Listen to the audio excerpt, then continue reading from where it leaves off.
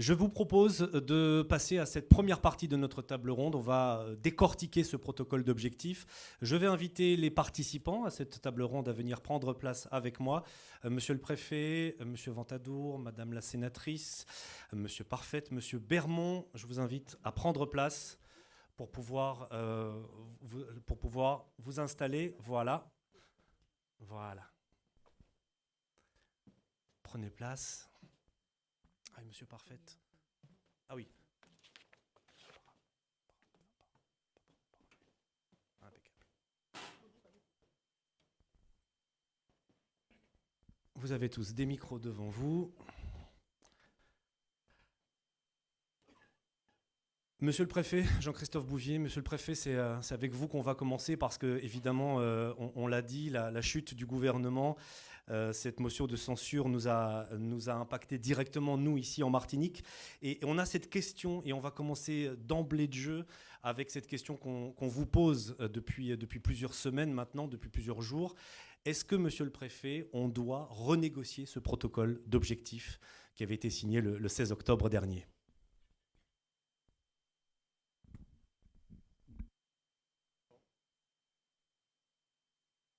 Bonjour à tous, madame la sénatrice. Non, je ne pense pas. Le travail a été fait, le protocole a été signé, les engagements ont été pris par l'ensemble des signataires. J'ai pu rappeler récemment que pour ce qui concerne l'État, ce protocole constituait à la fois notre feuille de route et nos objectifs pour les semaines et les mois qui viennent. Je crois que son contenu, on va y revenir, est beaucoup plus riche qu'on a voulu le laisser penser au cours des débats dans les tensions que nous avons connues.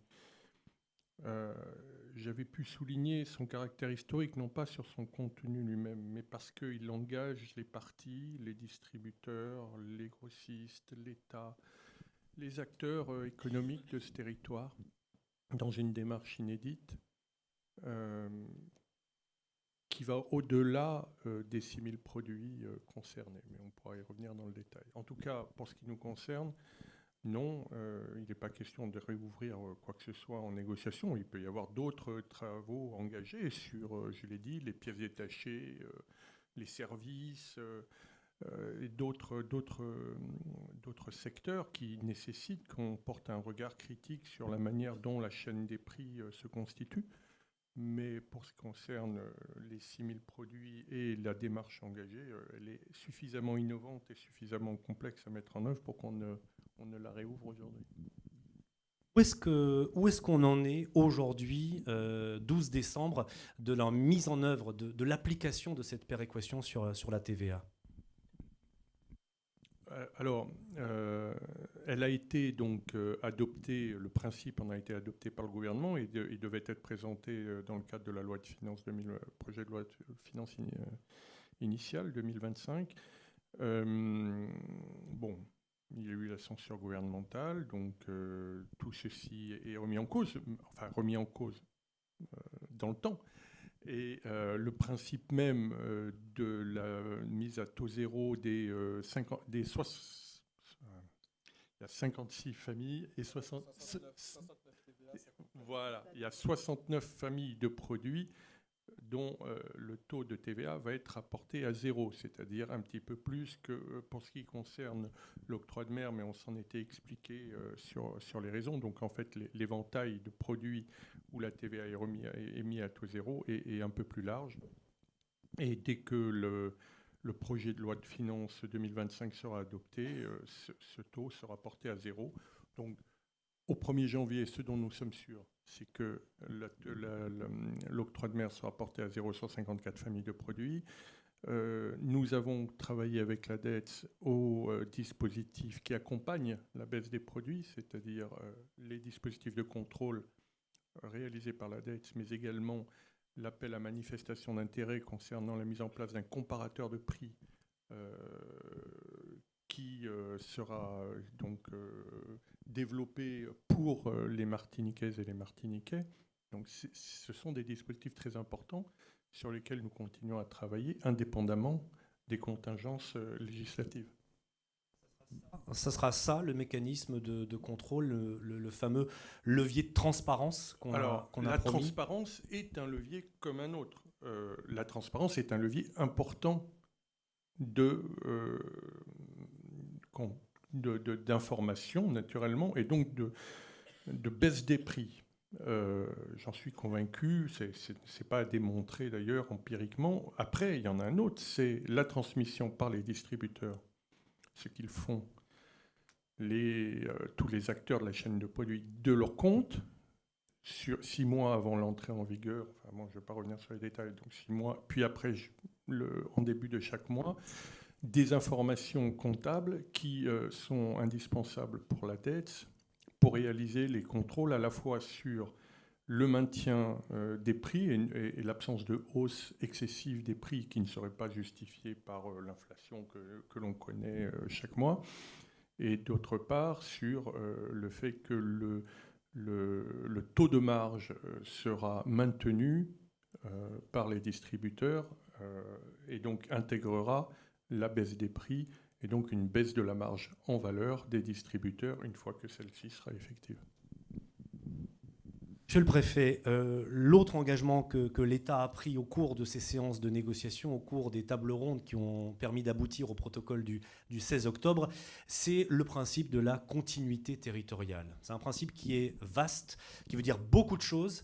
Est-ce que ce matin, vous pouvez nous en dire un peu plus de manière concrète ? Non, je ne crois pas qu'on ait parlé de continuité territoriale. La continuité territoriale, c'est un concept politique qui s'applique au territoire de la Corse. Ouais, il y a un problème de fond là. On a le protocole parle d'un mécanisme de péréquation sur lequel donc des frais d'approche, sur lequel la participation de l'État sera déterminée en fonction de la nature même du mécanisme adopté. Bon, on continue à travailler là-dessus. On s'oriente vers une solution, les dernières, parce qu'on travaille en chambre avec le niveau national là-dessus, s'oriente vers une solution qui nous permettra effectivement d'embrasser une partie des frais d'approche suffisamment large pour répondre à l'objectif de baisse cumulée des prix moyens de 20%. Donc on va dans le bon sens et tous les éléments juridiques, y compris vis-à-vis du droit européen, conduisent à aller dans le sens de ce que proposait la préfecture depuis le début et qui nous permettent d'atteindre cet objectif de baisse de 20%. Donc on y tient, on se bat, et on sait on sait se transformer en chien mordeur lorsqu'il le faut, y compris vis-à-vis de notre tutelle nationale, pour avoir cet objectif. Maintenant, la question de la continuité territoriale que l'on compare à la Corse, et la Corse, je ne sais pas, ça n'a échappé à personne, c'est un territoire qui est en Méditerranée et dont les champs d'approvisionnement sont finalement l'Italie, la France continentale et le continent européen dans sa majeure partie. La Martinique, c'est une île des Caraïbes dont les champs d'approvisionnement aujourd'hui dépendent à 80% du continent européen, mais dont personne n'interdit d'élargir l'approvisionnement à d'autres territoires plus proches, avec des frais d'approche moins importants. Et on y travaille avec la création de la norme RUP, dont je souhaiterais qu'elle soit effectivement élargie. Le président de la collectivité en a émis également le souhait, et je pense que c'est une opportunité politique qu'il y ait là aussi une démarche des acteurs politiques allant dans le sens d'un élargissement rapide de la norme RUP pour permettre d'élargir et de travailler sur l'équivalence des normes, dont on parle depuis longtemps, mais qu'il faut accélérer, pour permettre cet approvisionnement, l'élargissement des sources d'approvisionnement de la Martinique à d'autres territoires que le continent européen. L'enjeu, c'est bien de pouvoir élargir et de profiter de la... Je cherche M. Reich des yeux, mais de la construction du grand port maritime et donc de l'élargissement des sources d'approvisionnement et des chaînes maritimes pour pouvoir justement importer des produits, les transformer en Martinique, créer de la valeur ici, l'exporter s'il le faut sur le continent européen, puisque nous aurons des navires à plus fort volume de transport et donc normalement à baisser les coûts de marge.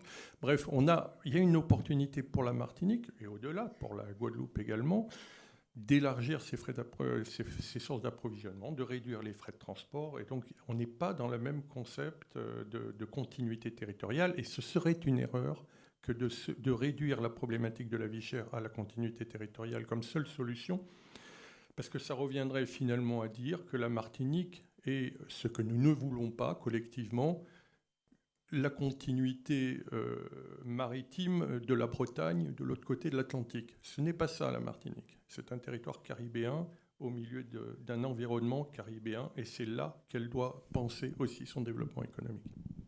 Et justement, monsieur le préfet, une dernière question avant de passer la parole à la sénatrice Catherine Conconne. Est-ce que la future dynamique gouvernementale doit nous inquiéter de manière très concrète sur les financements ? Est-ce que cette nouvelle dynamique gouvernementale peut affecter les financements qui ont été promis pour soutenir l'ensemble de ces mesures ? S'il y a une chose sur laquelle la continuité de l'État est assurée, c'est ses engagements, sa signature. Je ne vois pas en quoi ça serait remis en cause. Non, nous allons, je réaffirme que nous travaillons, et je pense qu'on est suffisamment surveillés pour cela, y compris par nos élus. Nous travaillons à la mise en œuvre de toutes les déclinaisons du protocole et des objectifs qui sont poursuivis, quelles que soient les sources. D'ailleurs, mais celles-ci sont tout à fait intégrées dans le dispositif budgétaire 2025. Merci à vous, monsieur le préfet. Madame la sénatrice, la transition, elle est toute faite. Nos parlementaires vont avoir un rôle essentiel de contrôle. Ça va se traduire comment, madame la sénatrice, ce rôle de contrôle, de vérification en 2025 ? Bonjour à toutes et à tous. D'abord, exprimer le plaisir que j'ai d'être là. Témoigner à tous ceux qui ont souffert directement et indirectement de ces semaines difficiles que nous avons vécues, toute ma solidarité. Leur dire que ce n'est pas ça la Martinique que j'imagine, même si dans le propos que je vais tenir, je vais quand même présenter un certain nombre d'éléments qui méritent d'être dits, qui méritent d'être sus, sans jouer à la sociologue du dimanche. Je laisse ça davantage à mon amie Hector Elisabeth que j'aperçois. Ce n'est pas mon métier, mais ma petite expérience de 25 ans d'élu, y compris dans des quartiers très populaires de Fort-de-France, me permet de tirer un certain nombre de conclusions dont il faudra tenir compte pour mieux évaluer la situation et puis pouvoir poser des balises qui nous permettront de dire plus jamais ça. Non, il n'y aura pas de rupture entre ce qui a été signé par l'État et ce qui devra être mis en œuvre. S'il y a une chose que ce moment que nous vivons permet de mettre à jour, c'est le rôle important de l'État de droit. Nous sommes dans un État de droit. Alors l'État de droit, ce n'est pas que la police, ce n'est pas que la justice, c'est aussi la démocratie représentative au travers des élus, et là tout particulièrement au travers du Parlement. Oui, nous sommes, nous, les représentants du peuple. Ça peut déplaire, ça peut plaire. Plaire ou déplaire, il y a les élections pour l'exprimer. Comme dit souvent mon ami Justin Daniel, pour l'instant, on n'a pas trouvé d'autres meilleures méthodes pour représenter le peuple. Et donc, beaucoup de gens ignorent ou ignoraient que la moindre variation en matière budgétaire, les moindres initiatives passent par la loi. Et la loi, c'est vous, représentés par nous. Et que tous ceux qui ont cru, y compris des élus que j'ai entendus, qui pouvaient penser qu'il suffisait de faire ça pour que les prix baissent, qu'on pouvait varier la TVA ou X ou Y, mettre des mesures de compensation simplement en faisant ça du jour au lendemain, ce n'est pas possible. Parce qu'il y a un budget qui est voté, qui va de janvier à décembre, qui peut connaître des rectifications au cours d'année, on vote des budgets rectificatifs. Mais l'essentiel du budget, en octobre, il était cuit, il était fait. Et on ne pouvait pas aller plus loin. Donc la date du 1er janvier était une date emblématique légal, normal, et on ne pouvait pas passer dessus. Alors effectivement, vous avez compris, entendu ce qui s'est passé au Parlement récemment, la motion de censure qui a été votée par l'Assemblée nationale. Personnellement, je n'étais pas d'accord avec cette motion de censure, parce que j'estime qu'en période de chaos, ce sont les plus faibles qui trinquent, et nous faisons partie des plus faibles. Nous, territoire ultra-périphérique. Tout le monde sait, tout le monde connaît les indicateurs de la Martinique, et tout le monde sait que nous sommes les territoires les plus en difficulté de l'ensemble national français. Donc rajouter un peu de chaos, ça rajoute de l'incertitude, ça rajoute des doutes, ça rajoute un certain nombre d'éléments qui ne sont pas souhaitables en ce moment. La veille de la motion de censure, le lendemain de la motion de censure, devait être examiné le budget Outre-mer, mission Outre-mer. Et donc, c'est dans ce budget qu'il y a un certain nombre d'éléments qui étaient portés aussi bien par l'État. Il y avait des amendements très corrects portés par l'État. Quand c'est pas bien, je le dis, vous me connaissez. Mais quand c'est bien, je dis que c'est bien.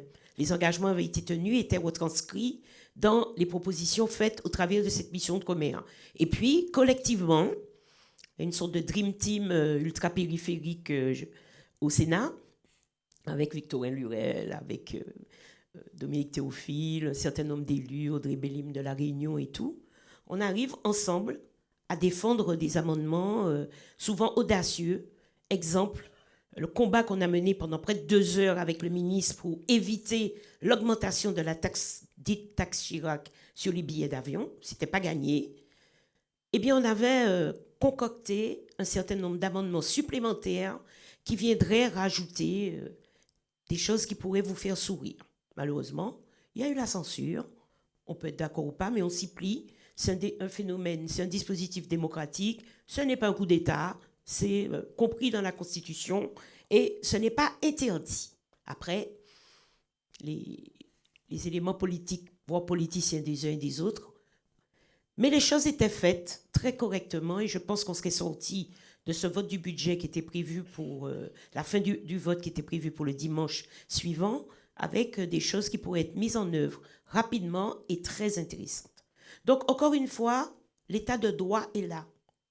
Et pouvoir croire qu'on va improviser un certain nombre de dispositifs et puis croire qu'il suffira de hurler, de donner des injonctions, de casser, de brûler, etc. pour que les choses changent, non. Et personnellement, je tiens à l'état de droit. Là où il n'y a pas d'état de droit, tout près de nous, on voit ce que ça donne. Donc, ramener à cela, il y a une chose qu'il faudra aussi intégrer. Il y a une pédagogie à revoir entre le monde politique et les citoyens, quels qu'ils soient. Le citoyen ne comprend pas toujours ce que nous faisons, ne sait pas toujours ce que nous faisons et comment ça fonctionne. Et ça peut donner lieu à des expressions de frustration qui naissent de la méconnaissance, voire de la pas connaissance du tout. J'ai été élue de quartier très populaire, Dillon, Volga, et j'étais en permanence dans un débat avec les citoyens pour tenter de leur expliquer que non, on ne peut pas refaire la route demain, que non, on ne peut pas monter un mur là maintenant pour toi, parce que c'est un territoire privé et que la mairie ne peut pas intervenir. Ça a été un travail épuisant, mais qui vous donne une expérience à nul autre pareil. Aujourd'hui, il y a des codes de communication à tous les niveaux, y compris venant du pouvoir économique, qu'il faut revoir avec les citoyens. Il faut casser un certain nombre d'a priori. Il faut casser un certain nombre de fonctionnements, de discours qui peuvent être mal reçus, très mal reçus, et reconnaissons-le. Il y a aujourd'hui plusieurs Martiniques. Il y a une Martinique qui vit correctement, une Martinique qui entreprend, une Martinique qui fait des choses, une Martinique qui est élue, politique, mais il y a aussi un gros de la troupe qui vit dans d'énormes difficultés économiques, de boulot, familial, affective, et ça crée des terreaux extrêmement fertiles pour celui qui se décrète un jour être la voix de ceux qui n'ont pas de voix. Donc comment on règle ces problèmes-là? Et moi, je fais un procès permanent au service public. Il y a aujourd'hui des failles dans le service public de manière globale qui font que ça rend les gens aigris, ça rend les gens frustrés. Et lorsqu'on s'adresse au pouvoir politique, à une institution plutôt, comme la CTM, la Sécu, etc., et qu'on n'a pas de réponse, et que ça ne fonctionne pas, eh bien, certains d'entre vous connaissent ça, hein, quand ils vont chercher un moratoire, des aides européennes, etc., ils peuvent tempérer, peut-être aller dans leur coin, faire des courriers de protestation, mais il y en a d'autres qui vont passer à l'acte. Ils vont passer à l'acte, parce qu'ils sont blessés dans leur chair, dans leur quotidien. Oui, il est anormal que quelqu'un attende 3 ans pour avoir une aide pour réparer le toit de sa maison. Ça fait un aigri, ça fait un frustré, ça fait un client facile pour celui qui va hurler plus fort que lui. Oui, il est anormal qu'aujourd'hui, eh bien, on attend une plombe pour avoir un rendez-vous, pour faire un passeport, parce que ses enfants doivent partir en vacances. Il est anormal qu'il y ait un service retraite sécurité sociale dont le téléphone ne répond pas et qui met des gens pendant 1 an à attendre une réponse. Alors, je sais que les choses sont en train de changer, en train de s'améliorer, mais il y a eu un rapport de la Chambre régionale des comptes, de la Cour des comptes, qui a épinglé un certain nombre de dispositifs. Je souhaite que ça aille mieux. Oui, il est anormal qu'un petit vieux attende 1 an pour avoir une aide. Personne âgée. Ça crée de la frustration, ça crée de l'aigritude. Et ces personnes que vous connaissez individuellement, j'en ai vu dans les manifs, sur les photos, que je connais individuellement, qui sont des gens charmants, qui sont gentils, à qui on peut aller parler individuellement, eh bien, il faut regrouper, ça fait frustrer, plus frustrer, plus frustrer, plus frustrer. Et ça crée des bombes. Donc, il y a une révolution aussi à tenir dans nos propres images, dans nos propres communications et de manière globale dans le service qui est rendu. Quand quelqu'un va à la CAF, c'est qu'il n'a pas les moyens. Quand il va frapper à la porte de la Sécu pour avoir une aide ou réclamer sa retraite, c'est que souvent, il est dans le besoin. Rajouter de la difficulté à la difficulté va faire que nous allons continuer d'être sur un territoire volcanique, au propre comme au figuré. Donc, il faut une vraie révolution des services publics. Ces services qui sont fermés l'après-midi, qui prennent une plombe pour répondre. Il y a un problème. Et il ne faudra pas être dans le déni et puis dire « pas moi, chez moi ça va, j'ai fait le... » Non, ça ne fonctionne pas. Quand j'ai des audiences à la population, parce que je continue d'en faire tout en étant sénatrice, je continue de recevoir la population, et que sur 20 personnes reçues, il y en a 19 qui pleurent. Quand je dis pleure, avec de vraies larmes, parce que mamie attend depuis 1 an que la MMPH lui donne son aide handicapée parce qu'on vient de lui couper la jambe à cause du diabète. Et je pourrais vous faire la liste. Et que je passe mon temps au téléphone à appeler toutes les relations que j'ai pour débloquer un dossier, pour ouvrir. Non, il faut que ça change. Il faut absolument que ça change. On a là un furoncle, un vrai furoncle, et qui fait qu'aujourd'hui, il y a beaucoup de gens qui ne sont pas heureux dans leur vécu ici, et ça crée, excusez-moi l'expression, un terreau facile, de la chair à canon pour des gens bien ou mal intentionnés, on n'est pas là pour juger ce matin, mais qui vont venir grossir la troupe et servir de feu d'artifice parce qu'ils souffrent. Donc la vie chère, c'est aussi une souffrance, il faut le reconnaître. Et on est tous responsables et tous pas responsables. Il y a une série de raisons qui font qu'aujourd'hui, la vie est chère. Là aussi, il faudra continuer la communication, d'expliquer, de dire ce qu'il y a à dire.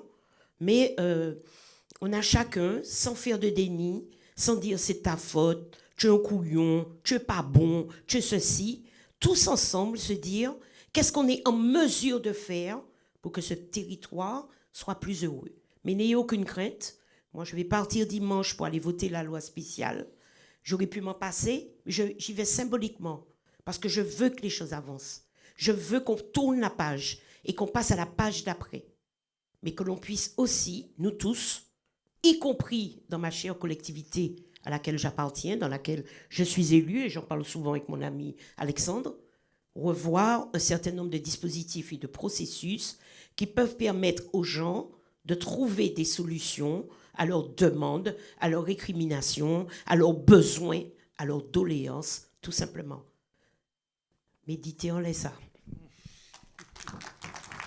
Merci Madame la sénatrice. Alexandre Ventadour, je vais vous passer la parole. On ne va pas parler de la réforme de la CTM. On va essayer de se concentrer sur la péréquation et sur l'octroi de mer. On a eu ensemble l'occasion d'en parler à plusieurs reprises de cette péréquation. Et il y a un travail de pédagogie à faire, clairement, pour expliquer à la population. Est-ce qu'aujourd'hui, on peut recentrer le débat d'abord par un calendrier? Où est-ce qu'on en est du point de vue de la CTM, de la mise en place de cette péréquation sur l'octroi de mer? Alors, déjà, bonjour à toutes et à tous, et merci, Présidente, pour cette invitation, qui est importante et salutaire, notamment cette rencontre du monde économique et puis d'instances politiques, parce que c'est quand même le nerf de la guerre de ce protocole. Donc, je vais tout d'abord parler du timing, de où on en est. Ce qu'il faut savoir, c'est qu'après la signature du protocole, ce qui s'est un peu moins su, c'est qu'on a continué de travailler. On a continué de travailler avec tous les acteurs signataires du protocole dans le cadre de comités techniques qui donnent lieu en fait à la mise en place des moyens. C'est un contrat d'objectifs et de moyens. Les objectifs, ils sont connus, on en a parlé, le différentiel rabaissé avec les prix hexagonaux, le délai dans lequel on allait mettre en place tout cela, et puis le nombre de produits. Donc ça, c'est un objectif, et puis les moyens qu'on se donne. Alors, le moyen principal que s'est donné la collectivité, c'est de travailler sur l'octroi de mer et sur 54 familles de produits. On a présenté et voté en assemblée la mise en place de cette baisse de l'octroi de mer à 0. Et donc, on a aujourd'hui la possibilité de la mettre en place. Simplement, quand on s'est engagé dans ce protocole, il y avait cette volonté d'y aller tous ensemble. Parce que si on extrait uniquement l'octroi de mer sur les produits dont on parle, on est entre 3 et 4% du surcoût qui est mesuré à 40% en moyenne par l'INSEE. Ce n'est pas ce qui fonde la vie chère et le surcoût produit tel que le vivent nos concitoyens, tel qu'on le vit tout un chacun. Donc, l'octroi de mer seul n'est pas assez puissant pour produire cette baisse de prix qui est attendue par l'ensemble des Martiniquaises et des Martiniquais.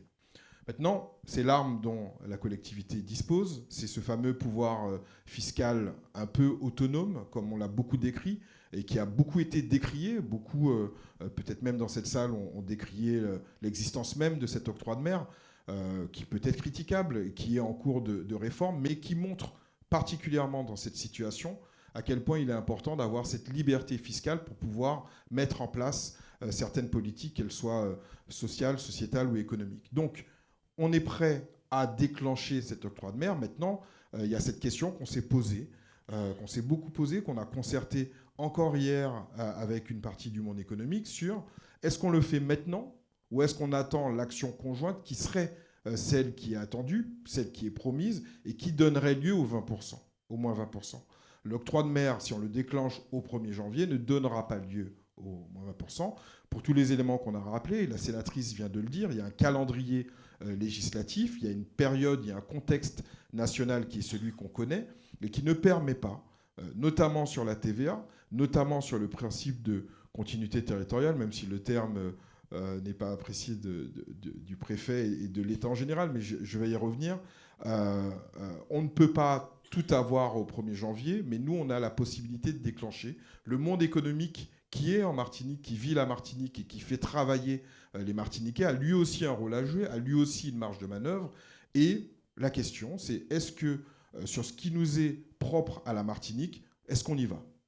Est-ce qu'on y va en se disant que l'État et l'État de droit qu'a récapitulé la sénatrice existe, que l'engagement de l'État qu'a récapitulé monsieur le préfet existe, et que si ce n'est pas au 1er janvier, ce sera plus tard. Ce sera quand ce sera possible, ce sera quand le contexte politique national le permettra. C'est une question que l'on se pose, on s'avance vers une solution qui est que, entre Martiniquais, faisons ce qui est possible de faire, dans le laps de temps qu'on s'est promis, parce que derrière tout cela, derrière les mécanismes, derrière les grands principes, derrière les lois et les dispositifs, il y a des gens qui n'étaient pas forcément dans la rue, mais qui vivent une réalité financière extrêmement tendue, qui vivent une réalité économique extrêmement tendue. Certains, en plus, depuis le 1er septembre, ça a été dit, ça a été montré, sont en stand-by ou ont perdu leur emploi. Et 2025 s'annonce pénible pour tout un chacun, et particulièrement pour des gens qui ont été mis à mal ces derniers mois. Et donc, si on peut faire un petit peu, en attendant d'avoir la complétude, l'état d'esprit aujourd'hui, c'est de le faire. Maintenant, si vous le permettez, je voudrais quand même revenir sur un propos un peu plus large du protocole, et notamment cette partie continuité territoriale. En fait, le protocole s'appuie sur 2 grands principes. Un principe de péréquation, le mot a beaucoup irrité, mais je pense qu'il est largement compris aujourd'hui, et singulièrement dans cette Assemblée. Et la sénatrice a dit qu'elle avait 25 ans d'expérience politique, une jeune expérience politique. La mienne est encore plus jeune. Et une des premières choses que j'ai vues en arrivant, c'est qu'on était dans un système qui était absurde. On était dans un système qui était absurde et qui pouvait être rétabli, en tout cas sur quelque chose de beaucoup plus cohérent, finalement assez rapidement, sans qu'il y ait d'injonction, sans qu'il y ait de grandes montagnes à soulever. Et le principe fiscal qui conduit à la TVA, qui conduit à mettre une TVA sur des produits de première nécessité et pas sur des téléphones portables ou des ordinateurs portables, ce principe d'octroi de mer qui conduit à mettre un octroi de mer sur des produits de première nécessité, mais pas sur, et en tout cas beaucoup moins sur des produits de confort, parce qu'à un moment, il y a eu une exonération qui a été votée. Tout ce principe de péréquation, c'est pour moi la mise à jour d'un système qui était dysfonctionnel. Et ça, c'est le socle du travail qu'on a mené, du travail qu'on a acté. Mais ce n'est pas tout.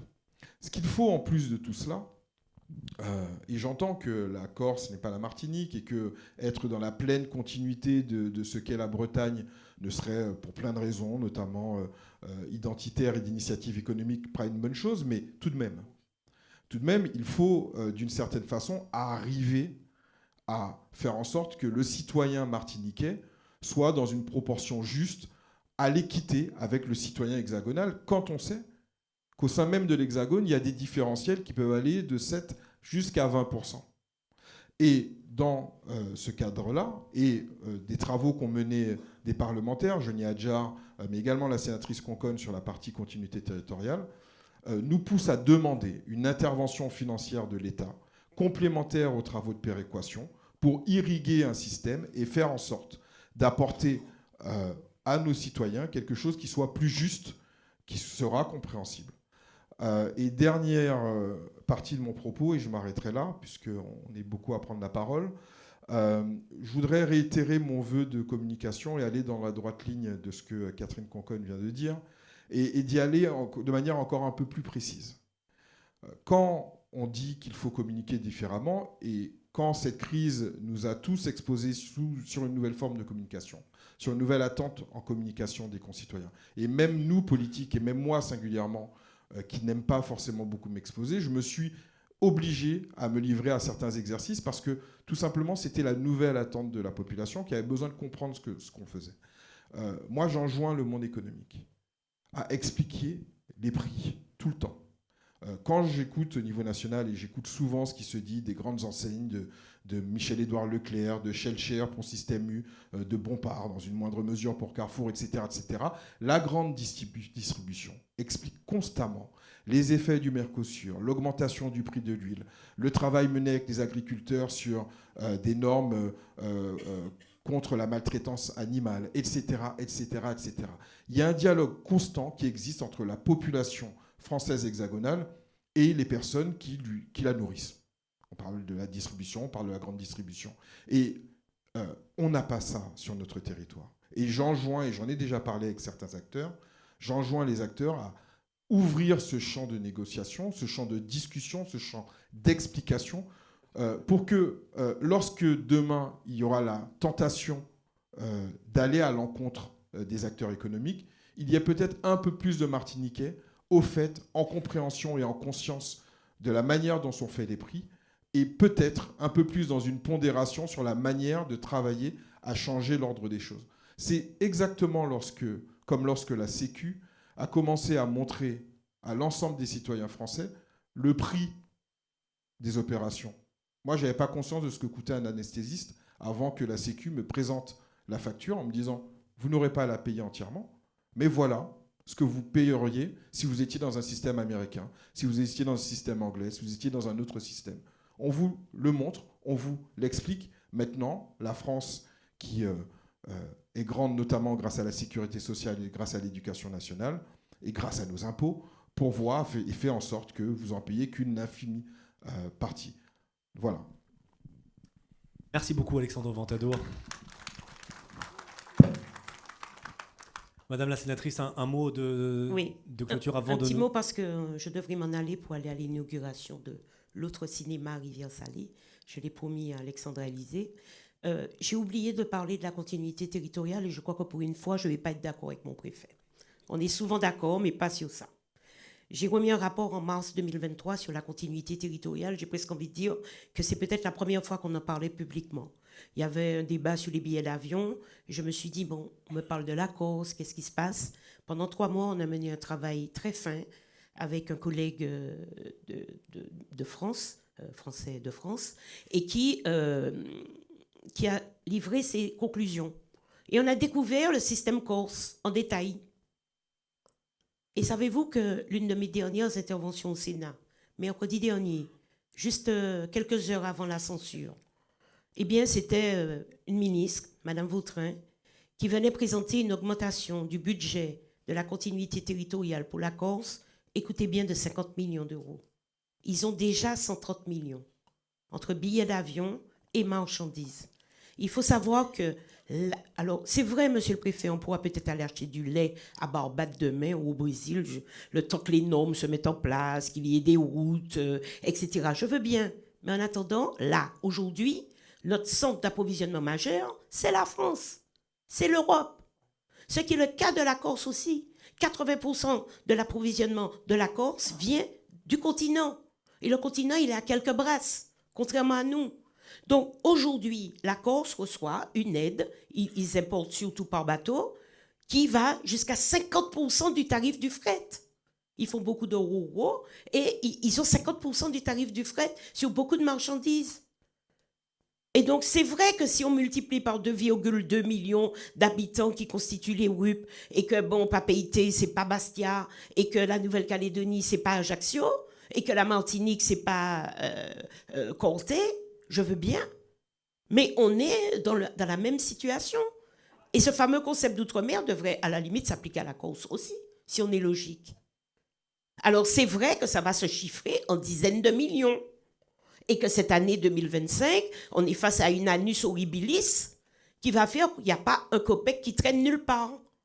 Mais du point de vue de la règle, du point de vue du concept, du point de vue de l'équité, nous devrions aujourd'hui obtenir, comme prévoit le Code du commerce, comme prévoit le Code du transport, une aide équitable, j'ai bien dit équitable, pas égale, donc je mets même des bémols, sur le transport des marchandises que nous recevons à la Martinique. Alors, je peux comprendre les précautions de monsieur le préfet, parce que, bon, forcément, les robinets sont très fermés cette année, et ce n'est pas le moment d'aller demander plus que raisonnable, parce qu'il n'y a plus rien. Mais du point de vue de la règle, du point de vue de l'égalité, liberté, égalité, fraternité, voire de l'équité, nous avons droit à un système de continuité territoriale sur les marchandises. Je ne vais même pas aborder aujourd'hui sur les billets, mais sur les marchandises concernant une compensation de l'État. Il suffit que vous alliez voir le Code du transport et vous verrez ce fameux article qui correspond parfaitement à notre réalité. Voilà ce que je voulais rajouter avant de m'excuser pour vous dire que je devrais partir, mais ce débat me passionne et on pourra certainement le reprendre. Je suis désolée, Madame la Présidente, je t'avais averti, mais j'ai promis à ma grande amie Alexandra d'être présente ce matin. C'est quand même un gros événement aussi qui se passe dans le Sud. Merci, Madame la sénatrice. Je tiens à vous remercier, Monsieur le Préfet, Madame la sénatrice, également Alexandre Ventadour, d'avoir pris le temps de croiser avec nous vos expériences, vos expertises et vos analyses. Gardez le micro, Madame la Présidente. Gardez le micro parce qu'on va parler relance. Avant de parler de ces moyens que nous allons mettre en place pour bâtir l'économie de 2025, après cette crise que nous avons connue, quels enseignements le MEDEF, lui, de son côté, a-t-il fait de ces 3 mois particulièrement mouvementés qu'on a vécus? Un constat est renouvelé, à savoir que notre économie est un écosystème dans lequel chaque acteur est lié. Nous devons jouer collectif. Nous devons jouer synergie. Nous devons vraiment privilégier la convergence. Notamment que nous sommes le plus vieux territoire de France. Économie insulaire. Donc, c'est terminé. Les espaces où chacun reste dans son précaré, chacun reste dans ses croyances, chacun reste dans l'économie de la sphère qui est la sienne, le temps est révolu. Nous devons renverser ces barrières, rentrer dans une vraie synergie, rentrer dans un vrai partage d'expérience et être force de proposition. 200 entreprises qui ont été impactées, plus de 2000 emplois, 2000 salariés en activité partielle. À l'échelle nationale, ça correspond à 270 000 salariés en activité partielle. 2000 salariés en activité partielle sur le territoire, c'est énorme. J'ai envie de dire que c'est dans notre ADN de pouvoir se réinventer, rebondir, essayer d'élargir nos horizons, de pouvoir être force de proposition. Je rappelle que nous avons besoin de stabilité politique. Vous savez, sans cette stabilité, il est tout simplement difficile de pouvoir se projeter, de pouvoir rentrer dans une force de proposition et de rentrer dans des expertises croisées. Ce que je souhaite une nouvelle fois, c'est que le monde économique soit systématiquement associé à l'ensemble des travaux menés aussi par notre gouvernement, par le monde politique. Je veux répondre à Alexandre. De tout temps, le monde économique communique. Simplement aujourd'hui, il est un peu plus audible. Mais nous travaillons 12 heures par jour, 7 jours sur 7. Le saut est sans filet. Le 15 du mois, paiement des charges sociales salariales. À la fin du mois, paiement des salaires de nos partenaires, de nos fournisseurs. Chiffre d'affaires à devoir au moins remplir à 80% en termes d'objectifs. Le seul jour de répit d'un entrepreneur, c'est peut-être le 2 ou le 3 du mois. Après, c'est reparti. Alors oui, nous communiquons, mais aujourd'hui, nous sommes un peu plus entendus, nous sommes un peu plus considérés. Mais nous avons aussi ce chemin que nous mettons en place à sortir un peu de l'isolement de l'entrepreneuriat. Parce que être entrepreneur, être employeur, quel chemin de solitude au quotidien, quelle solitude. Je partage ton point de vue, parler de nos savoir-faire, parler de nos réalités, de nos attentes, de nos besoins, mais également parler de nos propositions, car nous sommes riches en propositions. Nous souhaitons vraiment continuer à mettre en place cette synergie, notamment au fil des réunions de travail que nous avons eues, mais que celle-ci vraiment demeure une donne constante sur les années à venir, car je suis assurée que ce croisement d'expertise constitue une valeur ajoutée pour l'intérêt général du territoire. Et cela va asseoir la construction nécessaire de l'attractivité du territoire, donner à nos jeunes envie de rester et leur dire oui, en fait, la Martinique, ça vaut la peine. Donner à nos investisseurs le désir de tenter l'aventure et de s'installer en Martinique. Donner à nos jeunes qui sont partis, eh bien, le rêve de vouloir revenir en Martinique avec une vraie visibilité. Rétablir l'espérance, rétablir l'espoir, rétablir l'ouverture. C'est en tout cas le vœu que je fais, mais c'est également le chemin continu, sans faille, que nous menons au MEDEF Martinique. Merci Madame la Présidente. Non, mais Catherine, tu prêches un convaincu. J'ai entrepris, alors pas à très grande échelle, mais j'ai eu assez de salariés pour savoir ce que c'était et je valide totalement les réalités que tu exposes. Mais tu sais, je te dirais que sur cet asset de communication, c'est nouveau pour tout le monde. Et c'est violent pour tout le monde depuis le Covid. Il s'est passé quelque chose pendant le Covid qui a poussé les gens à s'approprier des termes, des mécanismes complexes et à essayer d'en faire des sujets de conversation, de se réapproprier des convictions. Et on l'a vécu un peu de manière externe, acteurs économiques et politiques, parce que ça concernait la santé et la science pure. Et là, on est en train de vivre exactement la même chose, en tout cas sur ce qui concerne la communication, avec ces contestations de vie chère. Et donc, ça nous oblige tous véritablement à renouveler l'exercice et à le faire différemment. Il se faisait évidemment déjà, mais à aller au-devant de la population quand on a une information et qu'elle peut être utile. Hier, on a eu des discussions et on apprend que le prix de l'huile va à nouveau exploser.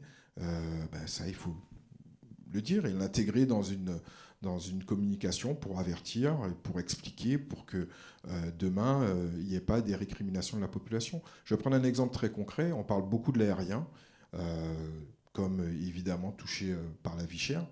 Oui et non.